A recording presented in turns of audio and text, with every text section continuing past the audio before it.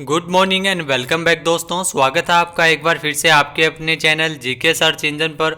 आज है 12 सितंबर और 12 सितंबर से रिलेटेड राजस्थान करंट अफेयर्स के जितने भी इंपॉर्टेंट क्वेश्चन हैं सभी हम इस वीडियो में डिस्कस करने वाले हैं। तो पूरा वीडियो बहुत ध्यान से देखिए और वीडियो के एंड में मैं आपसे क्वेश्चन पूछूंगा जिसका आंसर आपको कमेंट बॉक्स में देना है। कल के वीडियो में मैंने आपसे क्वेश्चन पूछा था जो था हाल ही में जारी राष्ट्रीय सांख्यिकी कार्यालय के सर्वेक्षण के अनुसार राजस्थान 69.7% साक्षरता दर के साथ सबसे पिछड़े राज्यों में कौन से स्थान पर रहा है। तो इसका सही आंसर आपको कमेंट बॉक्स में देना था। तो राजस्थान है वो भारत के सबसे पिछड़े राज्यों में साक्षरता दर के हिसाब से दूसरे स्थान पर रहा है। बी ऑप्शन इसका बिल्कुल सही था। जिन दोस्तों ने बी ऑप्शन कमेंट बॉक्स में सही जवाब दिया उनको हार्दिक शुभकामनाएं। राष्ट्रीय सांख्यिकी कार्यालय के सर्वेक्षण के अनुसार ये आंकड़े जारी किए गए हैं जिसमें राजस्थान है वो 69.7% साक्षरता दर के साथ है वो पिछड़े राज्यों में दूसरे स्थान पर रहा है। राजस्थान में पुरुषों की साक्षरता दर है वो 80.8% है और महिला साक्षरता दर है वो 57.6% है। राष्ट्रीय सांख्यिकी कार्यालय की ओर से यह सर्वेक्षण आरंभ किया गया था साक्षरता दिवस के अवसर पर। भारत में बात की जाए साक्षरता के मामले में केरल है वो पहले स्थान पर है, आंध्र प्रदेश सबसे निचले स्थान पर मौजूद है और राजस्थान है वो सबसे पिछड़े राज्यों में दूसरे स्थान पर है। केरल की साक्षरता दर 96.2% है और आंध्र प्रदेश की साक्षरता दर है वो 66.4% है वो रही है। राष्ट्रीय नमूना सर्वेक्षण के 75वें दौर के तहत जुलाई 2017 से लेकर जून 2018 के बीच पारिवारिक समाज उपभोग भारत में शिक्षा पर आधारित ये 7 साल या इससे अधिक आयु वर्ग के बीच साक्षरता दर की जानकारी है वो राज्यवार राष्ट्रीय सांख्यिकी कार्यालय की ओर से जारी की गई है। चलिए स्टार्ट करते हैं। पहला यहाँ पे क्वेश्चन है, हाल ही में राजस्थान में मुख्यमंत्री अशोक गहलोत की अध्यक्षता में स्टेट वाइल्ड लाइफ बोर्ड की 11वीं बैठक कब आयोजित की गई थी। तो हाल ही में राजस्थान में मुख्यमंत्री अशोक गहलोत की अध्यक्षता में स्टेट वाइल्ड लाइफ बोर्ड की 11वीं बैठक है वो 11 सितंबर को आयोजित की गई थी। बी ऑप्शन इसका बिल्कुल सही हो जाएगा। आइए जानते हैं इंपॉर्टेंट फैक्ट्स। तो 11 सितंबर को राजस्थान में स्टेट वाइल्ड लाइफ बोर्ड की 11वीं बैठक है वो आयोजित हुई थी। मुख्यमंत्री अशोक गहलोत के द्वारा इस बैठक में निर्देश दिए गए थे कि ये स्टेट वाइल्ड लाइफ बोर्ड की जो बैठक है वो कम से कम एक वर्ष में 2 बार आयोजित की जाए और इसके लिए वाइल्ड लाइफ डिवीजन का अलग से कैडर बनाए जाने की भी घोषणा है वो मुख्यमंत्री द्वारा की गई है। बाघ परियोजनाओं के प्रबंधन मॉनिटरिंग व्यवस्था को और बेहतर बनाए जाने के निर्देश है वो जारी किए गए इस बैठक के द्वारा। साथ ही साथ जो विलुप्त हो रही प्रजातियों के लिए कृत्रिम प्रजनन को बढ़ावा देने के लिए है वो विकास कार्य किया जाए। साथ ही साथ सांबर लेक सहित प्रदेश के अन्य वेटलैंड्स के संरक्षण और वन क्षेत्रों में तेजी से फैल रहे जूली फ्लोरा जो विलायती बबूल के प्रभावी उन्मूलन पर फोकस किया जाए।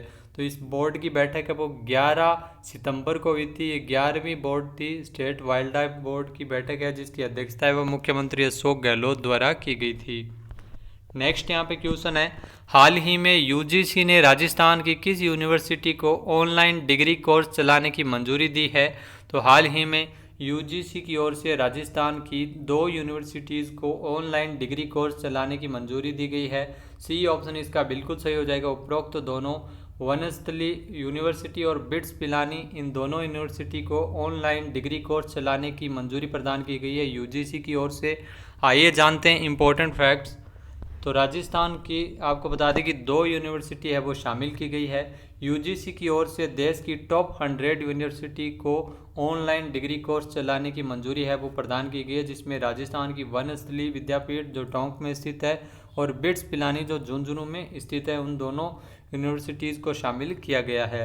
यूजीसी की नेशनल रैंकिंग की टॉप 100 यूनिवर्सिटीज़ को जुलाई 2020 व जनवरी 2021 के सत्र के लिए प्रोग्राम चलाने की मंजूरी है वो प्रदान की गई है।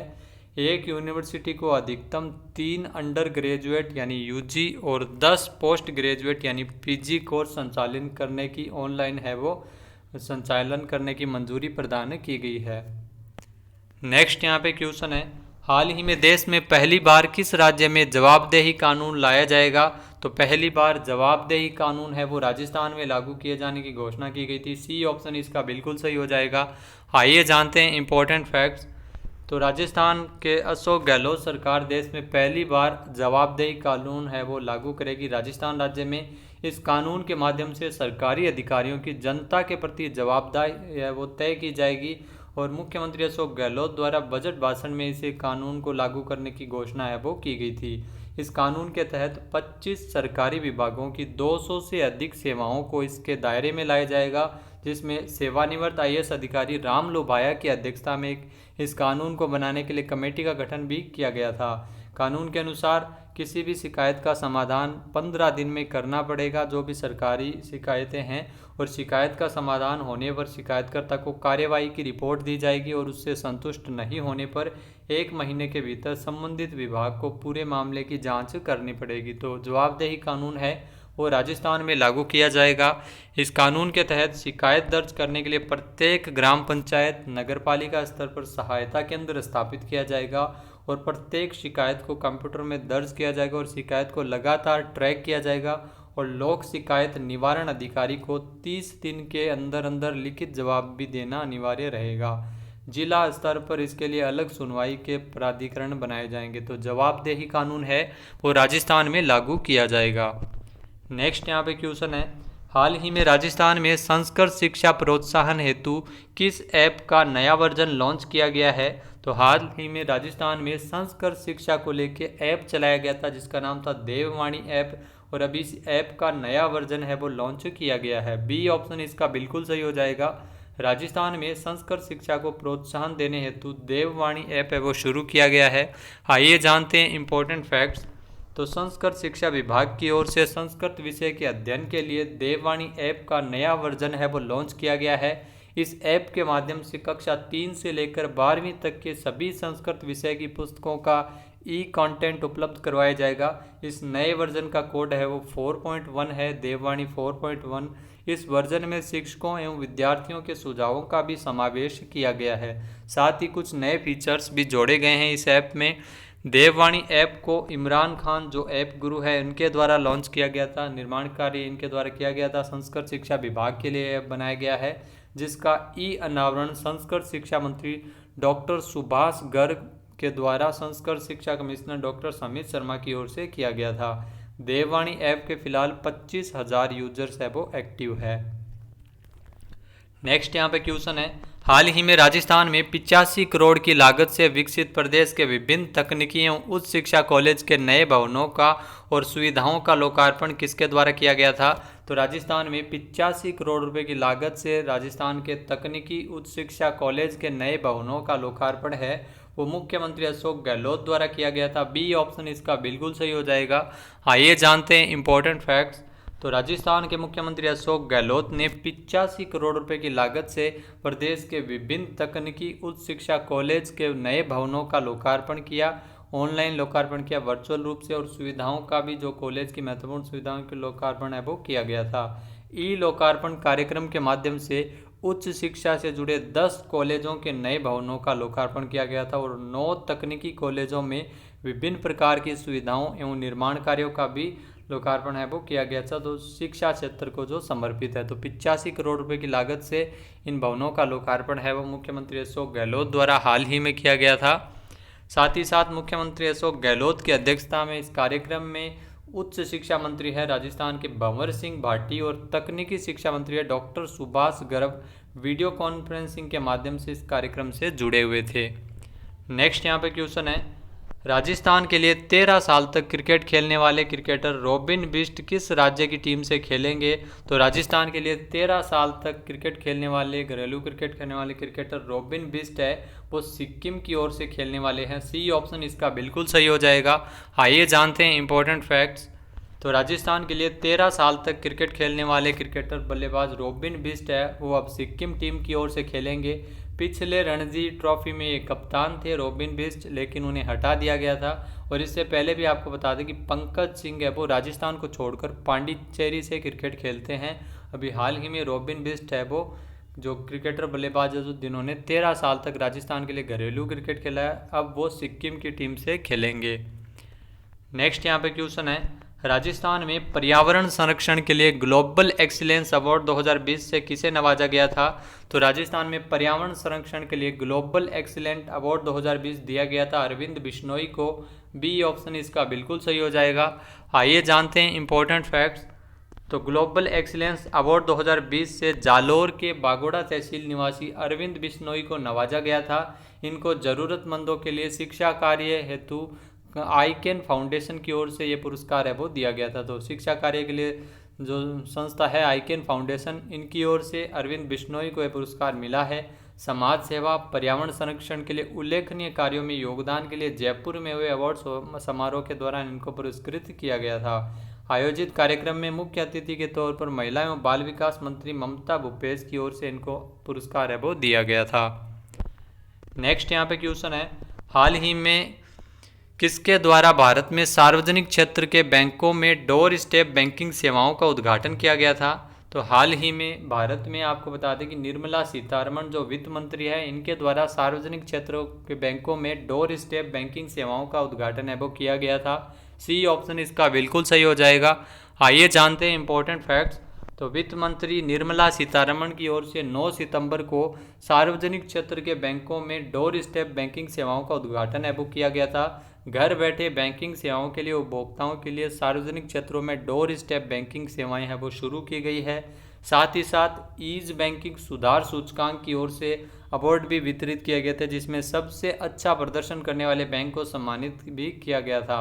आपको बता दें कि ईज बैंकिंग सुधार सूचकांक में bank of Baroda, SBI, oriental bank of commerce को ईज 2.0 सूचकांक परिणाम के आधार पर टॉप परफॉर्मिंग बैंक श्रेणी में शीर्ष 3 के लिए सम्मानित किया गया था। टॉप 3 बैंकों को सम्मानित किया गया था ईज बैंकिंग सुधार सूचकांक की ओर से। तो 2 क्वेश्चन बन गया इंपॉर्टेंट। डोर स्टेप बैंकिंग सेवाओं का उद्घाटन है वो वित्त मंत्री निर्मला सीतारमण द्वारा किया गया था, और ईज 2.0 सूचकांक के आधार पर टॉप 3 बैंकों को पुरस्कृत किया गया था, जिसमें बैंक ऑफ बड़ौदा, एसबीआई और ओरिएंटल बैंक शामिल थे। नेक्स्ट यहाँ पे क्वेश्चन है, हाल ही में 7 सितंबर 2020 को वोडाफोन आइडिया लिमिटेड ने किस ब्रांड के रूप में एकीकरण की घोषणा की है? इंपॉर्टेंट क्वेश्चन है। वोडाफोन आइडिया जो जिनका विलय हो गया था, जो सेलुलर कंपनी है, जिन्होंने नया ब्रांड निकाला है वीआई ब्रांड। वोडाफोन और आइडिया के लिए ये वीआई ब्रांड है वो लॉन्च किया गया है 7 सितंबर को। सी ऑप्शन इसका बिल्कुल सही हो जाएगा। ये ऐसा कुछ लोगो है वोडाफोन और आइडिया की ओर से संयुक्त रूप से एकीकरण के रूप में ये ब्रांड लॉन्च किया गया था, जिसमें टुगेदर फॉर टुमारो इसकी टैगलाइन है। ये वीआई ब्रांड है जो हाल ही में 7 सितंबर को लॉन्च किया गया था। आइए जानते हैं इंपॉर्टेंट फैक्ट्स। तो वीआई नामक ब्रांड में एकीकरण की घोषणा की है वोडाफोन आइडिया लिमिटेड की ओर से। वोडाफोन इंडिया लिमिटेड और आइडिया सेलुलर लिमिटेड के विलय के कारण ये एक ही कंपनी हो गई थी। अभी हाल ही में वीआई नामक ब्रांड है वो 7 सितंबर को लॉन्च किया है। इन दोनों कंपनियों की ओर से ब्रांडों को बनाए गए लागत को कम करने के लिए रीब्रांडिंग है वो की गई है, जिससे कंपनी है वो फंड जुटाएगी, और रीब्रांडिंग के जरिए वोडाफोन और आइडिया को 25,000 करोड़ रुपए तक की है वो फंड मिलेगा। नेक्स्ट यहाँ पे क्वेश्चन है, हाल ही में थिएटर छात्रों के लिए देश के प्रमुख संस्थान नेशनल स्कूल ऑफ ड्रामा का अध्यक्ष किसे नियुक्त किया गया है? इंपॉर्टेंट क्वेश्चन है। नेशनल स्कूल ऑफ ड्रामा का अध्यक्ष बनाया गया है परेश रावल को। सी ऑप्शन इसका बिल्कुल सही हो जाएगा। आइए जानते हैं इंपॉर्टेंट फैक्ट्स। तो परेश रावल को दिल्ली में थिएटर छात्रों के लिए देश के प्रमुख संस्थान नेशनल स्कूल ऑफ ड्रामा का अध्यक्ष नियुक्त किया गया है। परेश रावल उन अभिनेताओं में से एक है जिन्होंने फिल्मों में एक प्रमुख नाम बनाने के लिए थिएटर में भी ये सक्रिय रहे थे। कृष्ण बनाम कन्हैया और गुजराती प्ले डियर फादर जैसी कई प्रस्तुतियों के द्वारा इन्होंने थिएटर में हाउसफुल दर्शकों के सामने प्रदर्शन किया था। इनकी नियुक्ति है वो नेशनल स्कूल ऑफ ड्रामा के अध्यक्ष के रूप में 4 वर्षों के लिए की गई है। भाजपा से ये सांसद भी रह चुके हैं परेश रावल, और इनको हेरा फेरी, अतिथि तुम कब आओगे, ओ माय गॉड जैसी कई फिल्मों के लिए जाना जाता है। नेशनल स्कूल ऑफ ड्रामा विश्व के अग्रणी नाट्य प्रशिक्षण संस्थाओं में से एक है।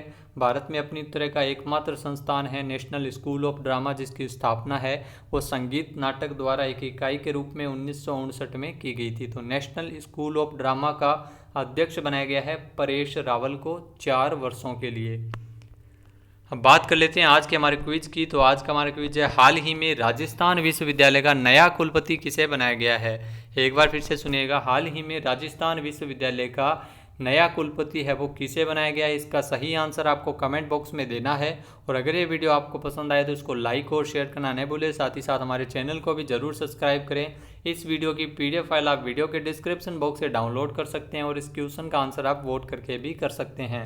वीडियो कैसा लगा कमेंट बॉक्स में ज़रूर बताएं। वीडियो को ज़्यादा से ज़्यादा शेयर करें, लाइक करें। वीडियो देखने के लिए धन्यवाद। जय हिंद, जय भारत, जय राजस्थान।